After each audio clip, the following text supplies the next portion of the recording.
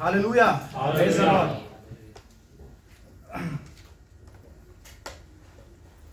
Sam's का मतलब होता है प्रेजेस, जैसे आपको पता है, और साम्स मतलब कविता है, राइट। प्रेज कविता, प्रेज करने के लिए कविता है।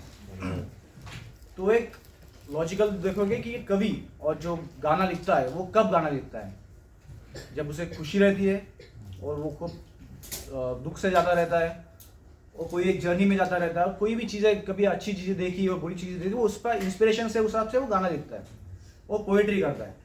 तो अभी आप ये कंटेक्स्ट समझोगे, आप पढ़े अपन में जैसे, तो ये समझ में आता है कि मोजेस ने ये लिखा हुआ है जब वो इजराइल को वो विल्डरनेस से 40 साल के लिए निकाल के जर्नी चल रहा था, तब ये उसने साम्स लिखा। तो अभी ये साम्स पढ़ने के बाद मैंने 4 चीज़ें देखी और मैं समझी और मैंने कोशिश की समझने के लिए। फर्स्ट चीज इज मेरे इंडिविजुअल के लिए है, एंड थर्ड 2 3 4 इज आप सबके लिए।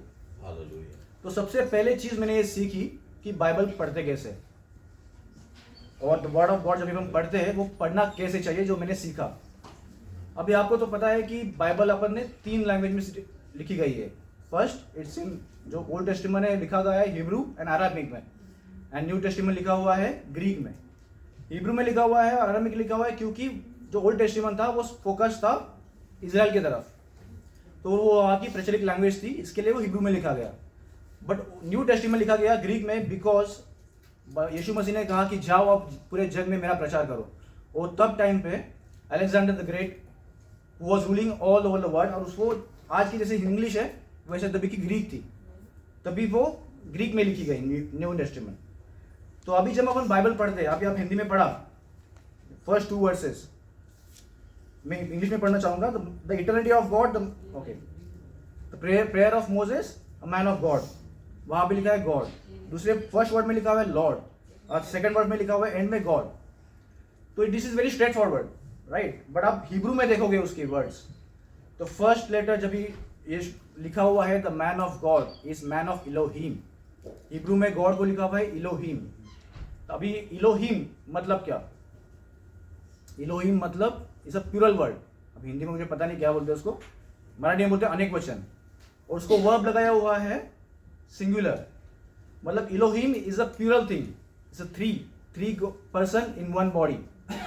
एंड अब मजे की बात यह है, गौर देने वाली बात यह है कि बाइबल में सबसे पहला वर्ड जो लिखा हुआ है, जो बाइबल में शुरुआत होती है, in the beginning God created heaven and earth, वहां पे भी जो गॉड लिखा हुआ है that is not simply God, this is Elohim, जो ट्रिनिटी, जो दर्शाता है कि ट्रिनिटी, मतलब हमारा बाइबल इतना महान है, हमारा यीशु मसीह इतना महान है, भगवान इतना महान है, जो ट्रिनिटी जो डिबेट होती है वर्ल्ड में, पूरे जगत में इतनी डिबेट है कि ट्रिनिटी क्या है, ट्रिनिटी क्या है, पर हमारा बाइबल की शुरुआत यीशु मसीह की ट्रिनिटी से होती है। आमीन। तो सेकंड इज लॉर्ड, वहां पे लिखा हुआ है लॉर्ड। तो लॉर्ड इंग्लिश में अपन दिख रहा है कि lord, but no, in Hebrew it's mention as Adonai. Adonai means ruler, owner, जिस पे हम घर पे रह रहे हैं, दैट इज एडोनाई। मतलब ये लिखा हुआ है कि you have been our dwelling place. तो अपन यीशु मसीह को भगवान, और मोसेस कहता है you are our ruler, you are our master, और यू आर आवर ओनर। और थर्ड लास्ट में लिखा हुआ है God, that is El, El मतलब almighty, the powerful God. So ये दर्शाता है कि हम, फॉर मी, कि how there is no competition कि बाइबल जल्दी जल्दी खत्म किया तो कुछ ऐसा होगा कि एक, मैंने सुना था एक कि टोटल अपने बाइबल में अराउंड 1189 वर्सेस है। तो आप दिन में आप मैथ लगा लो, डिवाइड बाय 365, तो आप दिन में 3 चैप्टर कर लोगे तो 1 साल में आप चैप्टर बाइबल फिनिश कर लोगे, ऐसे सुना था मैंने। तो मैंने भी कोशिश किया ऐसे करने की, बट उसका कुछ फ़ायदा नहीं। मैंने जब भी पास्टर ने मुझे कहा कि ये पढ़ना है आपको, आप बताना है, तो मैंने चालू किया कि क्या करना है, बट मुझे रियलाइज हुआ कि नहीं, अपने को थोड़ा वो दूध पीता हुआ बच्चा नहीं बनना है, अपने को सॉलिड फूड खाना हुआ, बचपन में का चेले बनना है। तो मैंने ये कोशिश की कि एक वर्ड लेके डीप डाइव करूँ कि क्या कहना चाहता है, ठीक है। सेकेंड चीज़ बाइबल, तो मैं ये पढ़ते टाइम मेरे को और एक रेफरेंस मिला जिससे हम सब लोगों ने बहुत बार पढ़ा हुआ है, बट उसका सही मीनिंग आई डोंट नो किसको, मतलब I don't know whether that revelation is you have a now. तो अब हम पढ़ेंगे जॉन 21:15-17। कोई मेरे लिए पढ़े प्लीज। जॉन 21:15-17, ये स्टोरी आपको सबको पता है। भोजन करने के बाद यीशु ने शिमोन पतरस से कहा, हे शिमोन यूहन्ना के पुत्र, क्या तू इनसे बढ़कर मुझसे प्रेम रखता है? उसने उससे कहा, हाँ प्रभु, तू जानता है कि मैं तुझसे प्रीति रखता हूँ। उसने उससे कहा, मेरे मेमनों को चरा। उसने फिर दूसरी बार उससे कहा, हे शिमोन यूहन्ना के पुत्र, क्या तू मुझसे प्रेम रखता है? उसने उससे कहा, हाँ प्रभु, तू जानता है कि मैं तुझसे प्रीति रखता हूँ। उसने उससे कहा, मेरी भेड़ों की रखवाली कर। उसने तीसरी बार उससे कहा, हे शिमोन यूहन्ना के पुत्र, क्या तू मुझसे प्रीति रखता है? पतरस उदास हुआ कि उसने उसे तीसरी बार ऐसा कहा, क्या तू मुझसे प्रीति रखता है? और उससे कहा, हे प्रभु, तू तो सब कुछ जानता है, तू यह जानता है कि मैं तुझसे प्रीति रखता हूँ। यीशु ने उससे कहा, मेरी भेड़ों को चरा। आमेन, आमेन। स्टोरी सबको पता है, ये चीज आपने बहुत बार पढ़ी है, राइट? बट अभी आप क्वेश्चन पूछो कि यीशु मसीह ने उससे 3 बार क्यों पूछा, और वहां पे वर्ड लिखा हुआ है प्यार करता है क्या? अभी आप खुद, आपको मैंने 3 बार सेम सवाल पूछा, तो आप बोले क्या मतलब है इसका, right? Why you are asking me same question 3 times? But अभी ऐसे मैंने कहा कि ये न्यू टेस्टामेंट लिखा हुआ है ग्रीक में, तो यीशु मसीह ने जब पहली बार उसको क्वेश्चन किया कि Peter, do you love me? Yeshu Masih उसको पूछ रहा है, द वर्ड मेंशन फॉर प्यार ओवर हियर इज अगापे। तो यीशु मसीह उसको बोल रहा है, Peter, do you agape love मी?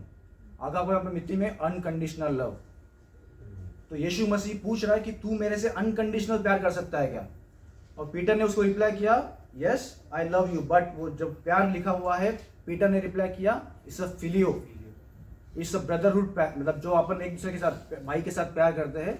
उसने ये रिप्लाई किया कि मैं यीशु मसीह में प्यार करता हूँ, बट मैं आपको फिलियो करता हूँ, मतलब ब्रदरहुड। यीशु मसीह ने फिर उसको पूछा कि Peter, do you agape love मी? उसने पूछा नहीं, मतलब नहीं बोला, आई फिलियो यू, मतलब मैं वापिस आपको ब्रदर की तरह प्यार करता हूँ। बट थर्ड टाइम यीशु मसीह ने पूछा कि पीटर, डू यू फिलियो मी?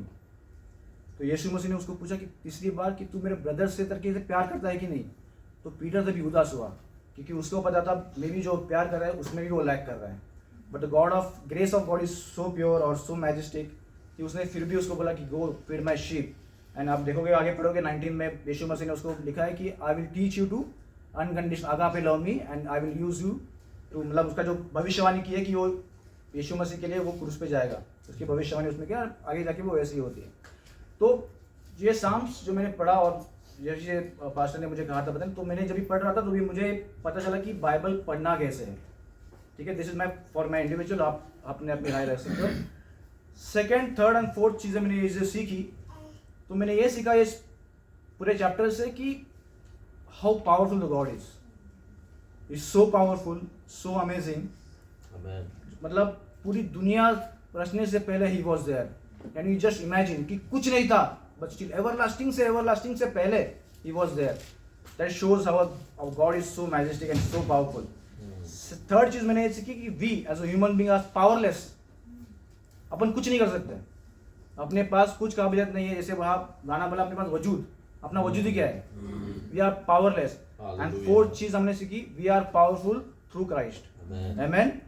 तो ये चीज मैंने बाइबल से सीखी कि अपने लाइफ, यहाँ पे लिखा है कि वी गॉड, मोसेस बोलता है कि teach me to number my days. इसका मतलब है कि हम सोचते हैं, और यंग, मैं अभी 33 साल का हूँ, मैं सोचता हूँ कि यार मेरे पास 40 साल है और 50 साल में भी 70 year as per this psalms कि मेरे पास 72, मतलब 33 प्लस 70, 40 साल मेरे पास है। वो आज 50, उसके पास 20 साल है, तो 60 में 10 साल बचे। तो for God it's a fraction of second, मतलब बहुत कम। अपन सोच नहीं सकते कि अपना टाइम कितना कम है। तो आप अपन ह्यूमन बीइंग किस चीज़ों में ध्यान रखना चाहिए, जो नाशवान चीज़ों में है कि अविनाशी जीवन में। तो ये चीज़ें मैंने सीखी। टू समराइज, मैं ज़्यादा टाइम नहीं लूँगा, just summarize, man of God जो ओल्ड टेस्टामेंट में है, he is facing 3 facts. 1, fact number 1, amen, hallelujah.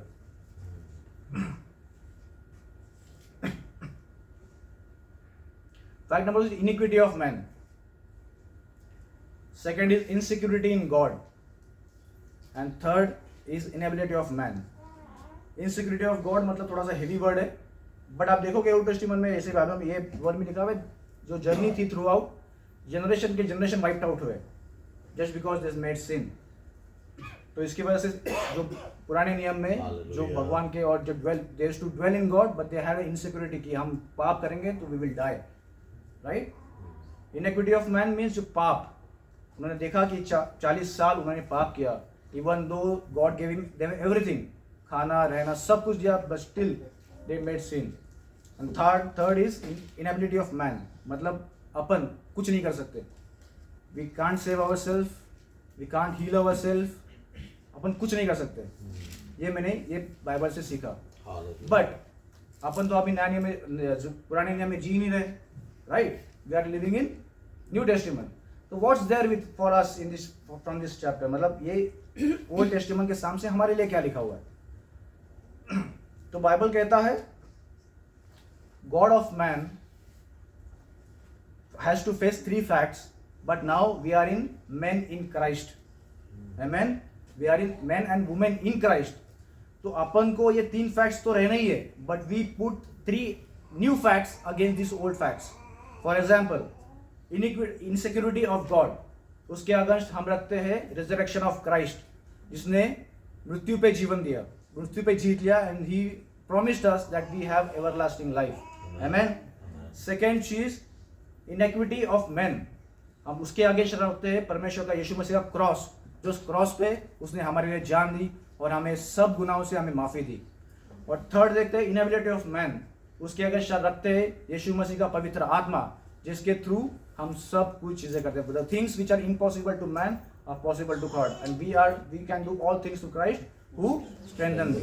आमीन। प्रभु यीशु मसीह आपको सलामत रखे।